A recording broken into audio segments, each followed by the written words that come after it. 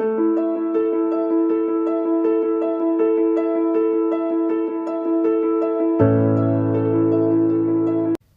Students, career point education के YouTube platform पर एक बार फिर आपका स्वागत है।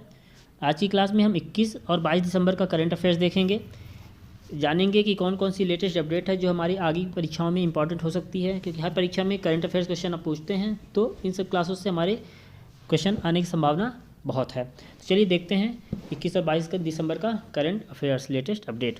तो राष्ट्रीय गणित दिवस, तो प्रतिवर्ष 22 दिसंबर को राष्ट्रीय गणित दिवस के रूप में मनाया जाता है भारत में साल 2012 से प्रत्येक वर्ष 22 दिसंबर को राष्ट्रीय गणित दिवस मनाया जाता है। यह दिन महान गणितज्ञ श्रीनिवास रामानुजन की जयंती के उपलक्ष्य में मनाया जाता है। इस वर्ष देश भर में रामानुजन की 133वीं जयंती मनाई जा रही। तो 22 दिसंबर प्रतिवर्ष राष्ट्रीय गणित दिवस के रूप में मनाया जाता है। तत्कालीन प्रधानमंत्री मनमोहन सिंह के द्वारा 26 फरवरी 2012 को भारतीय गणितज्ञ श्रीनिवास रामानुजन के जन्म की 125वीं वर्षगांठ के अवसर पर इस दिन को मनाए जाने की घोषणा की गई थी। तो प्रत्येक वर्ष 22 दिसंबर को राष्ट्रीय गणित दिवस मनाने की घोषणा किसके द्वारा की गई थी? तत्कालीन प्रधानमंत्री मनमोहन सिंह के द्वारा की गई थी। वर्ष 2012 को राष्ट्रीय गणित वर्ष के रूप में ही मनाया गया था। ठीक, तो जिस वर्ष मनमोहन सिंह ने राष्ट्रीय गणित दिवस मनाने की घोषणा की थी, उस वर्ष को राष्ट्रीय गणित वर्ष के रूप में मनाया गया था 2012 को। क्लियर? तो क्वेश्चन क्या बनता है, राष्ट्रीय गणित वर्ष किस वर्ष को मनाया गया था? तो वर्ष 2012 मनाया गया था। और राष्ट्रीय गणित दिवस कब मनाया जाता है? प्रत्येक वर्ष 22 दिसंबर को मनाया जाता है। क्लियर? चलिए देखते हैं नेक्स्ट पॉइंट। यूनेस्को ने सिंगापुर की हॉकर संस्कृति को सांस्कृतिक विरासत की सूची में किया शामिल। तो सिंगापुर के स्ट्रीट फूड हॉकर कल्चर को यूनेस्को द्वारा अपनी प्रतिष्ठित मानवता की अमूर्त सांस्कृतिक विरासत की प्रतिनिधि सूची सांस्कृतिक विरासत की प्रतिनिधि सूची representative list of the intangible cultural heritage of humanity में शामिल किया गया है। हॉकर संस्कृति एक बहुसांस्कृतिक शहरी वातावरण में स्ट्रीट फूड और भोजन के तरीकों की एक लोकप्रिय सिंगापुर शैली है। तो यूनेस्को ने सिंगापुर की हॉकर संस्कृति को सांस्कृतिक विरासत की सूची में शामिल किया है। क्वेश्चन बनता है, यूनेस्को का मुख्यालय तो पेरिस, फ्रांस के पेरिस में है। इसका प्रमुख कौन है? ऑन्ड्रे अजोले हैं। ऑन्ड्रे अजोले यूनेस्को के प्रमुख हैं वर्तमान में, और इसकी स्थापना की गई 16 नवंबर 1945 को। क्लियर? 16 नवंबर 1945 को इसकी स्थापना की गई है। चलिए बढ़ते अगले पॉइंट की ओर। विश्व बैंक ने भारत के विकास में सहयोग करने के लिए कई विकास परियोजनाओं को मंजूरी दी है। तो विश्व बैंक द्वारा 800 मिलियन अमेरिकी डॉलर से अधिक की भारत की 4 परियोजनाओं को मंजूरी दी गई हाल ही में। यह परियोजना विकास संबंधी कई पहलों का समर्थन करेगी, जो एक स्थायी और लचीला अर्थव्यवस्था बनाकर भारत के पुनर्निर्माण के प्रयासों में मदद करेगी। अब देखते हैं कि जिन परियोजनाओं को मंजूरी दी गई वो कौन कौन सी हैं। तो सबसे पहली है 400 मिलियन डॉलर का दूसरा भारत कोविड-19 सामाजिक सुरक्षा प्रतिक्रिया कार्यक्रम। 100 मिलियन डॉलर की छत्तीसगढ़ समावेशी ग्रामीण एवं त्वरित कृषि विकास परियोजना, Chhattisgarh inclusive rural and accelerated agriculture growth project, कितने की? 100 मिलियन डॉलर की।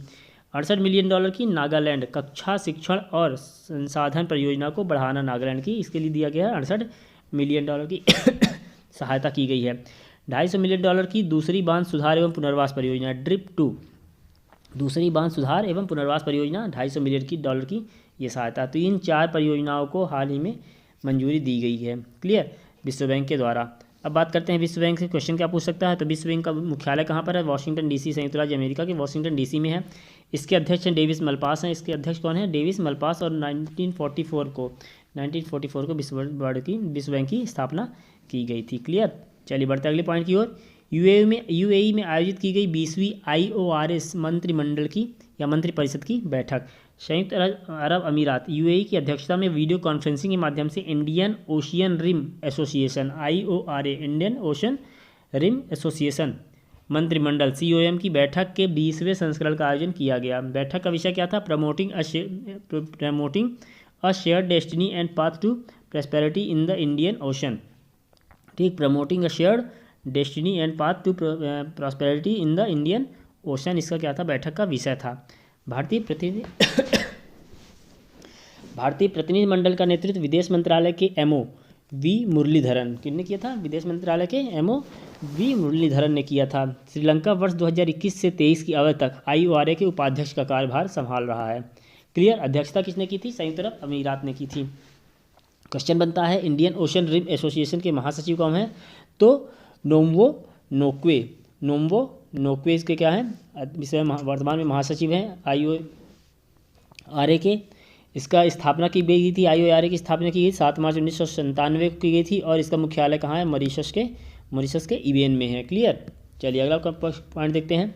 RBI ने 3 महीने और बढ़ाया PMC बैंक पर लगा प्रतिबंध। PMC bank Punjab and Maharashtra cooperative bank पर जो RBI के द्वारा प्रतिबंध लगाया गया उसको बढ़ाते हुए 31 मार्च 2021 तक कर दिया गया है।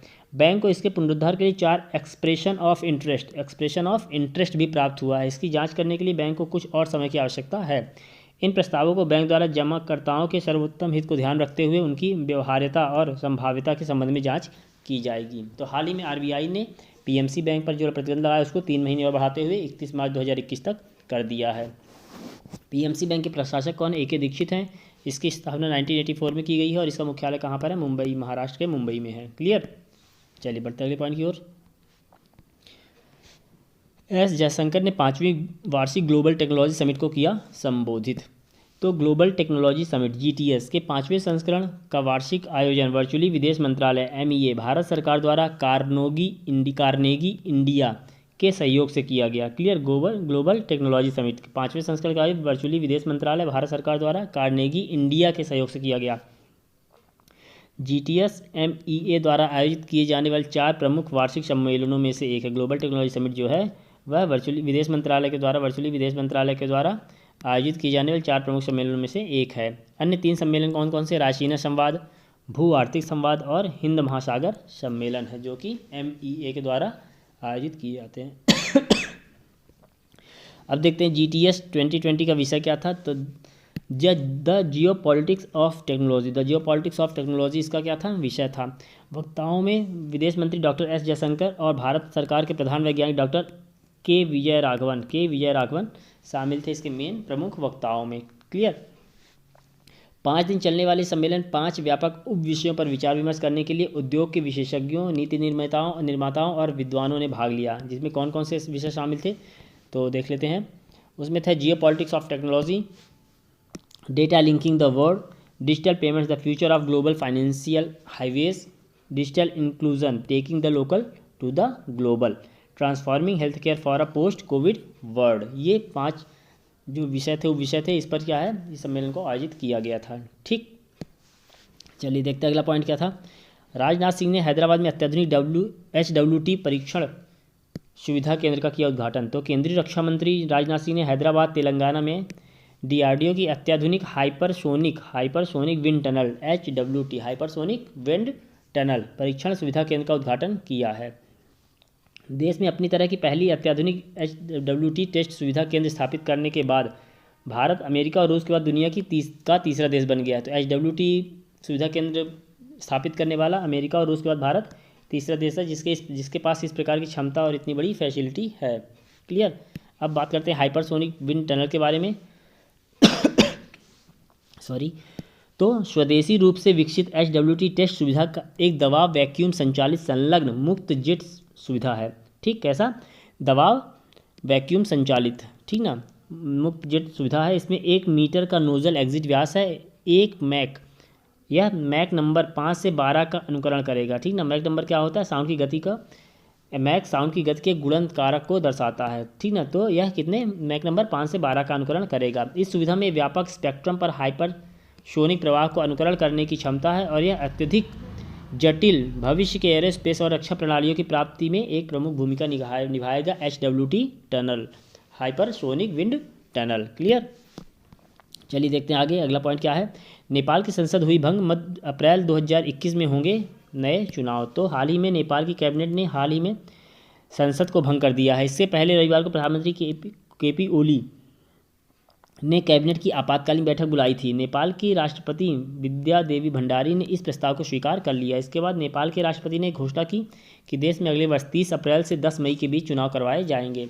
नेपाल की संसद को संविधान के अनुच्छेद 76 से 85 के तहत भंग किया गया है। ध्यान रखिए किस अनुच्छेद के तहत? 76 और 85 के तहत भंग किया गया नेपाल की संसद को।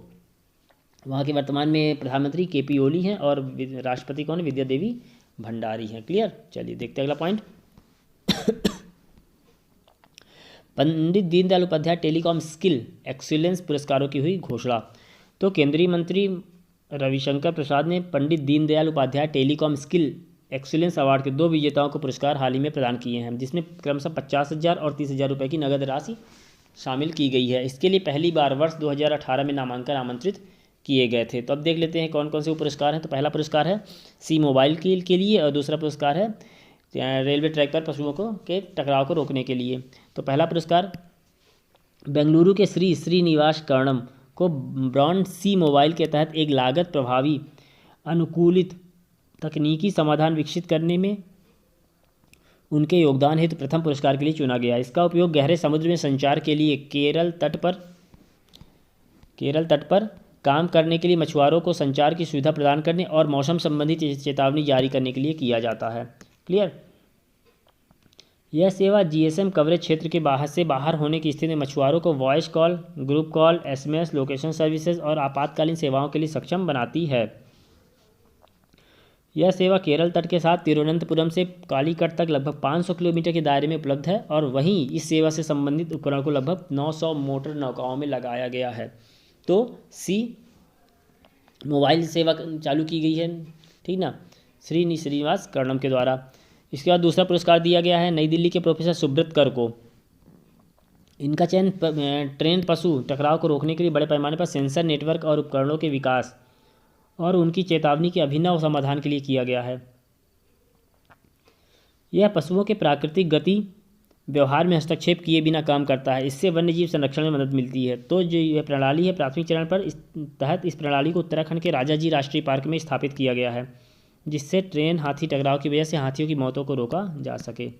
तो इनके द्वारा जो उपकरण ईजाद किया गया उसके यूज़ कहाँ किया जा रहा है? उत्तराखंड के राजाजी राष्ट्रीय पार्क में किया जा रहा है, ठीक ना, क्योंकि वहाँ हाथी टकराव से हाथियों की मौत हो जाती है। देखते हैं अगला पॉइंट। रतन टाटा को ASSOCHAM enterprise of the century award से किया गया सम्मानित। तो हाल ही में रतन टाटा को ASSOCHAM enterprise of the century award प्रधानमंत्री नरेंद्र मोदी ने वीडियो कॉन्फ्रेंसिंग के माध्यम से एसोचैम फाउंडेशन वीक 2020 को संबोधित किया। सप्ताह भर चलने वाली associated chamber of commerce ASSOCHAM foundation सप्ताह का आयोजन 15 से 19 दिसंबर तक किया गया था। इस कार्यक्रम का विषय था इंडियाज रिसाइलेंस, आत्मनिर्भर road map towards $5 trillion economics, ठीक ना। कार्यक्रम के दौरान पीएम मोदी ने टाटा समूह की ओर से श्री रतन टाटा को देश के लिए उनके विशिष्ट योगदान के लिए ASSOCHAM enterprise of the century award प्रदान किया। पिछले 100 वर्षों में एसोचैम और पूरे टाटा समूह ने भारत की अर्थव्यवस्था को मजबूत करने और आम भारतीय की मदद करने में बहुत मेहनत की है। इसलिए हाल ही में रतन टाटा को ASSOCHAM enterprise of the century award से सम्मानित किया गया है। क्लियर। चलिए बढ़ते हैं अगले पॉइंट की ओर।